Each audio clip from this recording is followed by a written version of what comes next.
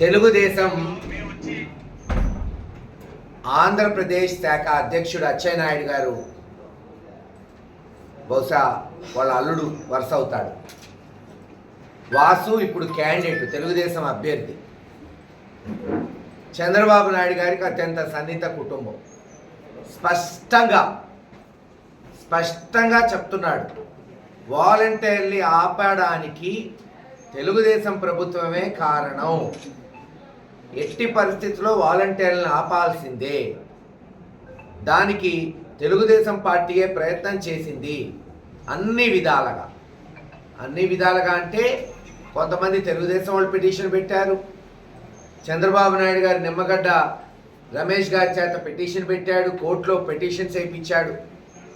దాని మూలంగానే వాలంటీర్స్ని 4 లక్షలు, సుమారు 3 నుంచి 4 లక్షల మంది వాలంటీర్స్ని ఆపారు. దేనికి ఆపారు చెప్పండి?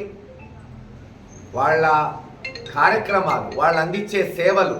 వాలంటీర్ అంటే ఏంది? ఒక సేవ అందించేవాడికి మినిమం వేతనం ఇద్దామని ప్రభుత్వం జగన్మోహన్ రెడ్డి గారు ఒక వినూత్న కార్యక్రమం ఆంధ్ర రాష్ట్రంలో చేపట్టాడు. అనేక సంక్షేమ పథకాలు ఈరోజు వాళ్ళ ద్వారా ఎక్కడా దళారులు లేకుండా, గతంలాగా జన్మభూమి కమిటీలు లంచాలు లేకుండా నేరుగా లబ్ధిదారులను ఎంపిక చేసే ప్రక్రియ వాళ్ళ ద్వారా, సచివాలయాల ద్వారా జరిగింది. అన్నిటికన్నా ముఖ్యమైనది పెన్షన్.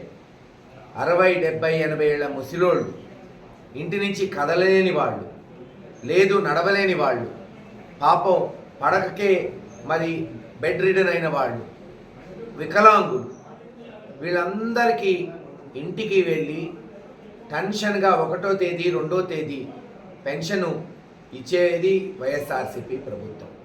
సుమారు 50-55 నెలలు అంటే మా ప్రభుత్వం ఉన్న 60 నెలల్లో పోయి పెన్షన్ ఇచ్చారు.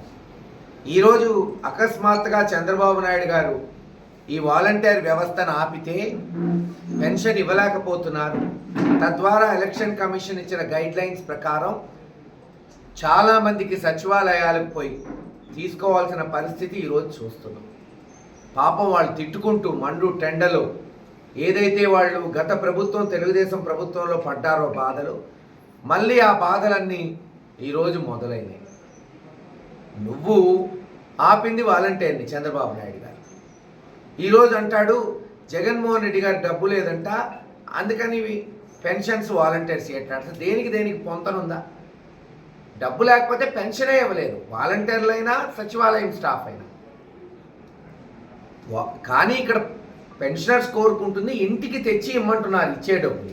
ఆపింది నువ్వు వాలంటీర్స్ని. డబ్బు ఎందుకు లేదు? డబ్బు సవ్యంగా వచ్చింది, మీరే చూస్తారు పెన్షన్స్ ఎలా ఇస్తారు అనేది వచ్చే 2-3 రోజుల్లో. నువ్వు చేసిన తప్పుని కప్పుపుచ్చడానికి మళ్ళీ మొదటి రోజేమో చూసాం, తెలుగుదేశం అనుబంధ పత్రికల్లో పతాక శీర్షికలు వాలంటీర్స్ని ఆపేశారు.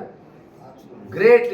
ఒక నిజంగా చంద్రబాబు నాయుడు గారి జీవితంలో ఉండడు ఇటువంటివి. ఎందుకంటే వాస్తవంగా వాళ్ళ బాధ అటువంటిది.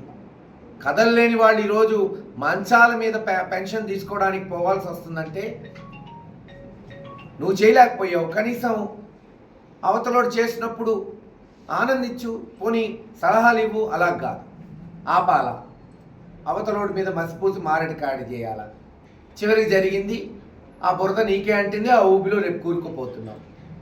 ఖచ్చితంగా రేపు మే నెలలో జరగబోయే ఎన్నికల్లో గతంలో చూసాం, యువకులు ఉత్సాహవంతులు ముందొచ్చి ఓటు వేసేవాళ్ళు. ఈసారి పెద్దవాళ్ళు వస్తారు. ఎందుకంటే వాళ్ళకి తెలుసు మళ్ళీ జగన్మోహన్ రెడ్డి గారు వస్తేనే ఈ వాలంటీర్ వ్యవస్థ ఉంటుంది, ఈ సచివాలయ వ్యవస్థ ఉంటుంది.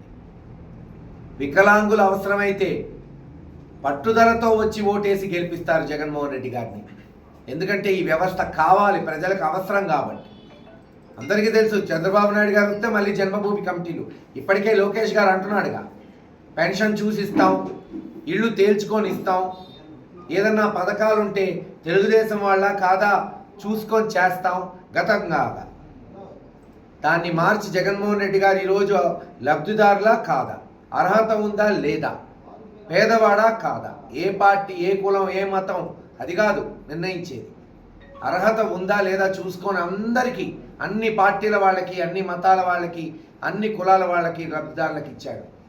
అదే రేపు శ్రీరామ రక్ష ఖచ్చితంగా మొన్నటి వరకు ఏదైతే మేము మెజారిటీలు అనుకున్నామో దానికి రెట్టింపు మెజారిటీ రాబోతుంది. ఈ రోజున వాళ్ళు కలగంటున్న కొన్ని మతాలు, కొన్ని కులాల వాళ్ళు కూడా ఈరోజు జగన్మోహన్ రెడ్డి గారు ఆకర్షితులు అవుతున్నారు. అమ్మో, ఈ చంద్రబాబు నాయుడు వస్తే ఏం ఉండదురా, బూడిదే మిగిలేది, కనీసం జగన్మోహన్ రెడ్డి గారు న్యాయం చేశాడని. మీరే చూస్తారు, అఖండ మెజారిటీతో మళ్ళీ వైఎస్ఆర్సీపీ పార్టీ గురజాలలో రాష్ట్రంలో గెలిచి జగన్మోహన్ రెడ్డి గారు ముఖ్యమంత్రి కాబోతున్నారని తెలియచేస్తున్నాం. అలాగే పెట్టడం మొదలు పెట్టారో అర్థమైంది వాళ్ళకి. ఓహో, ఇది చంప చెల్లుమనిపించింది. అన్ని మతాలు, అన్ని కులాలు, అన్ని వర్గాలు, అన్ని ప్రాంతాల్లో ఉన్నవాళ్ళు దీన్ని తీవ్రంగా వ్యతిరేకించబోతున్నారు. ఈ బురదంతా ఏదైతే వాళ్ళు పొల్లాడుతున్నారో తెలుగుదేశం నాయకులు, దాని నుంచి ఇంకా బయటకు రాలేరు. అది ఊబిలాగా వాళ్ళని కబలించబోతుంది అని తెలుసుకొని, లేదు జగన్మోహన్ రెడ్డి గారి దగ్గర డబ్బు లేదంట. అంటే 58 నెలలు ఇచ్చిన వాడు 2 నెలలు ఇవ్వలేడా? ఆలోచించండి. ఈరోజు ఆంధ్ర రాష్ట్ర ప్రజలను అడుగుతున్నాం. ఇన్ని నెలలు సవ్యంగా ప్రతి పథకానికి ఒక క్యాలెండర్ పెట్టి టెన్షన్గా ఇస్తున్నవాడు 2 నెలలు ఇవ్వడా? అంటే వీళ్ళు చెప్తే నమ్ముతారా జనం? జనానికి అన్ని నిజాలు తెలుసు. కేవలం కుళ్ళు, అసూయ. తాను చేయలేని పని తనకన్నా చిన్న వయసులో జగన్మోహన్ రెడ్డి గారు చేసి చూపెట్టాడు. సచివాలయాలు తీసుకొచ్చాడు, వాలంటీర్లు తీసుకొచ్చాడు. ఇంతెందుకు, అసలు ఈ సచివాలయాలు కూడా నమ్మకూడదు, వీళ్ళు కూడా పక్కన పెట్టాలి, ఎలక్షన్ కమిషన్ నుంచి అని పిటిషన్ పెట్టలేదా? అడగమనండి. ఈరోజు సచివాలయం వాళ్ళు ఛార్జ్ చేయించు అంటున్నావు. వీళ్ళను కూడా విధుల నుంచి పక్కన పెట్టండి అని ఇదే చంద్రబాబు నాయుడు గారు ఎన్నిసార్లు మాట్లాడలేదు? అంటే అందితే జుట్టు, లేకపోతే లేదు, కాళ్ళు పట్టుకోవటం. అలాగే ఇప్పుడు ముందేమో వాలంటీర్లు ఆపేయమన్నావు, సచివాలయం స్టాఫ్ని ఆపేయమన్నావు. వాలంటీర్స్ ఆపితే ప్రజల్లో తిరుగుబాటు వచ్చింది కాబట్టి ఇప్పుడు సచివాలయం స్టాఫ్ చెయ్యాలి. ఎట్లా చేస్తారు చెప్పండి? ఎక్కడ 4 లక్షల మంది, ఎక్కడ 1,00,000 మంది, ఎంత టైం పడుతుంది? పైగా ఇంటికి పోయి ఇప్పుడు స్తంభులు చూసుకొని వాళ్ళ ఇల్లు ఎత్తుక్కొని, ఇది ఒక 30-40 నెలలు ప్రాక్టీస్. ఇది ఒక్క రోజులో వచ్చిద్దా?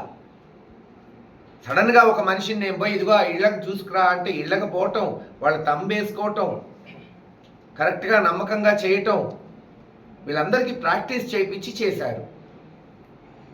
సో నీ ఇష్టం వచ్చినట్టు ఒకరోజు నువ్వు చెప్పింది చేయాలంటే ఎక్కడా కుదరదు. చంద్రబాబు నాయుడు గారు చెప్పింది, ఆయన చెప్పిన యూటర్న్లు అన్నీ తీసుకోవాలంటే అందరు తీసుకోలేరు.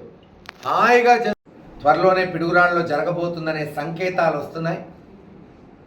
తప్పకుండా అది వచ్చే 5-6 రోజుల్లో ఈ ప్రాంతంలో నిర్వహించాలని కోరుకుంటున్నాం. ఒక బ్రహ్మాండంగా దాన్ని జరిపించి ఈ ప్రాంతంలో జరిగిన అభివృద్ధి మరోసారి ప్రజలకు తెలియజేసి, ఇంకా ఇక్కడ ఏం చేయబోతున్నాం కూడా ప్రజలకి గురజాల నియోజకవర్గంలో మేనిఫెస్టో రూపంలో తీసుకురాబోతున్నామని తెలియజేస్తున్నాం.